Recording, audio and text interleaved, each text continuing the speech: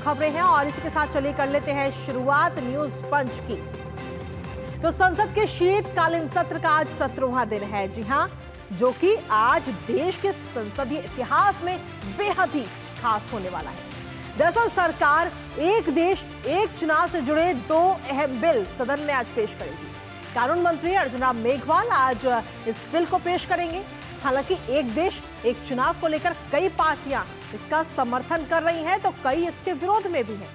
बताएंगे आपको, पर उससे पहले आपको बता दें कि एक देश एक चुनाव के लिए पिछले साल सितंबर 2023 में पूर्व राष्ट्रपति रामनाथ कोविंद की अध्यक्षता में कमेटी का गठन किया गया था, जिसने इसको लेकर पूरी रिपोर्ट इस कमेटी ने तैयार की और 14 मार्च को राष्ट्रपति को यह रिपोर्ट सौंपी गई, जिसके बाद अब आज ये बिल सदन में पेश किया जाएगा।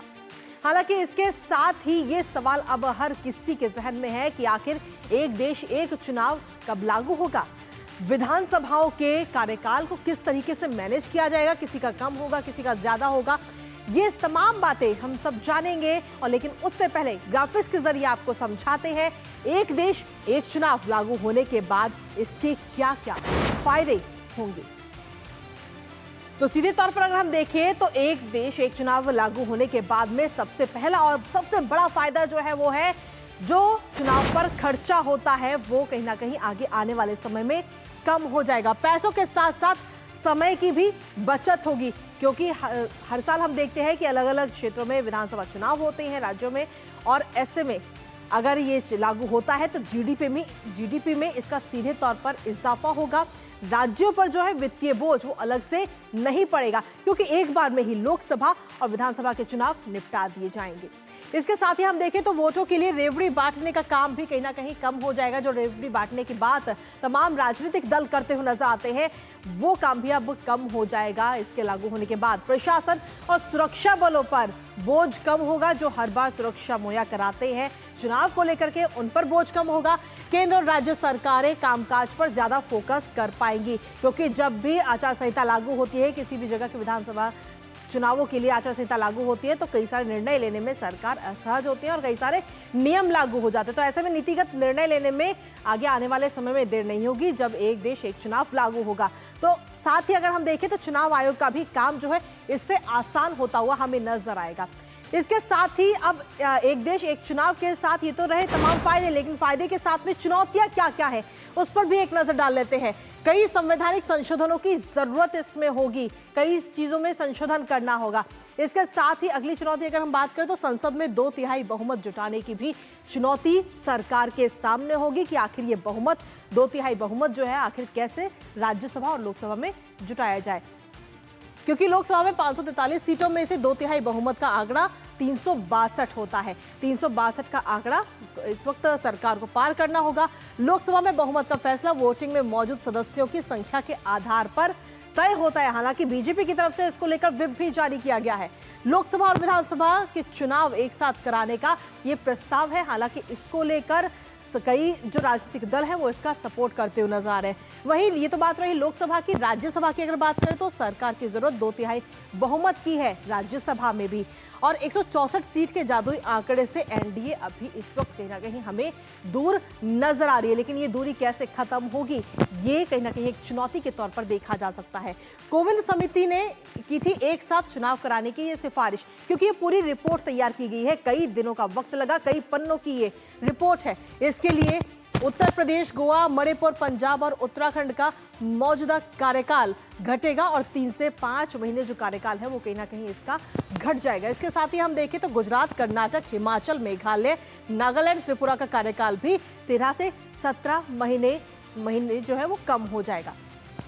तो ये तो रही चुनौतियां, ये तमाम चुनौतियां रहेंगी केंद्र सरकार के सामने। इसके साथ ही कोविंद समिति ने इस रिपोर्ट के साथ साथ क्या सिफारिश की है वो भी आपको बता देते हैं। कानूनी रूप से स्वीकार्य तंत्र विकसित करना चाहिए, ये सिफारिश कोविंद समिति की तरफ से की गई है। इसके साथ ही अगर हम देखें तो पहले चरण के तौर पर कहा गया है कि लोकसभा और विधानसभा चुनाव एक साथ हो, यानी कि पहला चरण जो होगा वो लोकसभा और विधानसभा के चुनाव एक साथ होने चाहिए। इसके साथ ही दूसरा चरण जो है वो 100 दिन के भीतर निकाय और पंचायत चुनाव में हो, यानी कि जब एक साथ चुनाव की बात आएगी तो निकाय और पंचायत चुनाव भी एक साथ होंगे। लोकसभा की पहली बैठक की तारीख नियत तिथि पर होगी। की। तो ये तमाम इसके पहलू हैं जो हम आप तक पहुंचा रहे हैं। इस पर विस्तार से जानेंगे हमारे संवाददाता से, लेकिन उससे पहले रुकते एक छोटे से ब्रेक के लिए। आप बने रहिए हमारे साथ और देखते रहिए न्यूज़ पंच। अब आया सही स्वाद। अब आया स्वाद। जब स्वाद के बड़े हो लाले तो MDH का चंकी चाट मसाला डालें। MDH का चंकी चाट मसाला। MDH मेरी पसंद, मेरी पसंद, मेरी पसंद, मेरी पसंद, हमारी पसंद। हम सबकी पसंद। मजबूत देश का मजबूत सरिया होंगे स्टील। झूठ से भी खतरनाक होता है अधूरा सच, और वैसे ही खतरनाक होती है अधूरी खबर, क्योंकि हर खबर के साथ जुड़ा होता है उसका इतिहास, वर्तमान और भविष्य। देखिए हर बड़ी खबर जिसमें होगा तथ्य, तर्क और सबूत। देखिए पूरा सच प्रखर श्रीवास्तव के साथ सोमवार से शुक्रवार शाम 7:30 बजे सिर्फ DD न्यूज पर। कहानी नहीं बदली, स्टाइल गया है बदल। जो कहानियां हम सुनते आए देखते आए, अब वही वैसी ही कहानी सुनाएगा digital. Download waves OTT app now and watch for free. एक बार फिर से स्वागत है आप सभी का। लगातार हम बात कर रहे हैं एक साथ एक देश में एक चुनाव कराने को लेकर के कि इसके सामने क्या कुछ चुनौतियां हैं, इसके क्या फायदे होंगे। लेकिन इसी बीच भाजपा सांसद संजय जायसवाल ने एक देश एक चुनाव से संबंधित विधेयक का स्वागत किया है, और स्वागत के साथ में उन्होंने क्या कुछ कहा है वो आपको सुनाते हैं। लोकसभा बना ही है डिबेट और डिस्कशन के लिए। कोई भी कानून आता है, कोई भी संविधान संशोधन आता है, तो उसमें बहुत सारी बातें शुरू में होती हैं, पर एक बार जब खुले मन से लोकसभा के सभी सांसद अपनी राय रखते हैं, सभी बातें एक साथ आ जाती हैं, सभी का मिलकर जो सामूहिक निर्णय होता है उस हिसाब से लोकसभा में कानून बनता है। पर पहले ही यह कहना कि नहीं बिल्कुल नहीं करेंगे, और यह कहना कि जो निर्णय बाबा साहब भीमराव आम्बेडकर ने किया था, डॉक्टर राजेंद्र प्रसाद ने किया था, जवाहरलाल नेहरू ने किया था, आज वह पूरे तौर पर अप्रासंगिक है। यह सोच केवल कांग्रेस की ही हो सकती है। तो ये तो बात रही भाजपा की, लेकिन वहीं तृणमूल कांग्रेस सांसद सौगत राय ने एक देश एक चुनाव विधेयक का विरोध करने की बात कही। क्या कुछ कहना उनका वो भी आपको सुनाते हैं, उसके बाद करेंगे अपने संवाददाता से बात। एकदम अपोज करते। Our party stand is to oppose the introduction of the one nation one vote. तो कहीं ना कहीं इस विधेयक को लेकर कई सारे जो राजनीतिक दल हैं वो इसके समर्थन में भी नजर आ रहे हैं, और कुछ दल ऐसे हैं जो इसका विरोध भी कर रहे हैं, और कुछ दल इसी बीच में ऐसे भी हैं जिन्हें पता ही नहीं है कि समर्थन करना है या नहीं करना। ताजा अपडेट ले लेते हैं, हमारे साथ में शैलेंद्र मिश्रा हमारे सहयोगी ले रहे हैं, सीधा उन्हीं का रुख करेंगे। शैलेंद्र, आज का दिन संसदीय इतिहास में काफी महत्वपूर्ण और खास होने जा रहा है। क्या कुछ अपडेट है आपके पास में? कौन कौन से राजनीतिक दल इसका सपोर्ट कर रहे हैं और कौन कौन से राजनीतिक दल विरोध करते नजर आ रहे हैं? देखिए, एनडीए के जो सहयोगी हैं, तकरीबन 32 दलों ने, जब पैनल ने सुझाव मांगे थे और अलग अलग दलों के प्रतिनिधियों को बुलाया था, तब इस बिल के समर्थन में कहा था कि एक देश एक चुनाव सही है, यानी लोकसभा और राज्यसभा, लोकसभा और विधानसभाओं के चुनाव एक साथ होने चाहिए जी। और करीब 15 दल ऐसे थे जो इंडी गठबंधन के हैं, उन्होंने विरोध किया था। आपने टीएमसी को सुना ही, समाजवादी पार्टी भी कह रही है कि विरोध करेंगे, कांग्रेस का रुख भी विरोध का ही है।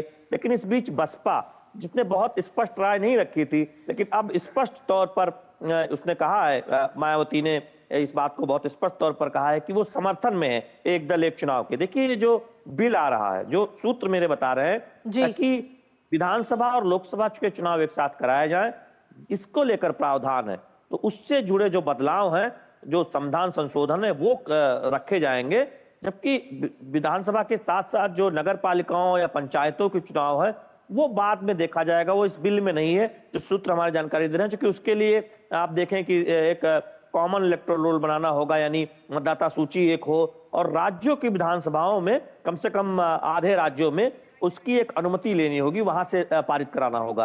तो वो एक आगे की प्रक्रिया है। फिलहाल जो विधेयक आया है उसमें जो हमें जानकारी है कि विधानसभा और लोकसभा के चुनाव एक साथ हों, इसको लेकर जो कुछ महत्वपूर्ण संशोधन है उसके प्रावधान किए गए हैं। हम जानते हैं कि कहा गया है कि 2029 के चुनाव के बाद एक अधिसूचना जारी होगी और तब लोकसभा के गठन के बाद ये होगा कि 5 साल बाद ये चुनाव एक साथ कराए जा सकते हैं। तो यानी 2034 से अगर सब कुछ सही रहा तो एक साथ लोकसभा और विधानसभा के चुनाव हो सकते हैं, जो ये विधेयक आ रहा है उसके मुताबिक। चलिए, फिलहाल शुक्रिया शैलेंद्र तमाम जानकारी और अपडेट्स हमारे साथ साझा करने के लिए। यानी कि कुल मिलाकर अगर हम देखें तो कई सारे राजनीतिक दल जो हैं वो इसके सपोर्ट भी कर रहे हैं और कई इसके विरोध में भी नजर आ रहे हैं। हालांकि देखना होगा कि क्या तस्वीर रहेगी सदन में जब इस बिल को पेश किया जाएगा, तो इस पर तो रहेगी हमारी नजर लगातार। लेकिन साथ ही अगर हम देखें तो राज्यसभा में आज भारतीय संविधान के 75 वर्षों की गौरवशाली यात्रा पर शुरू हुई चर्चा को आगे बढ़ाया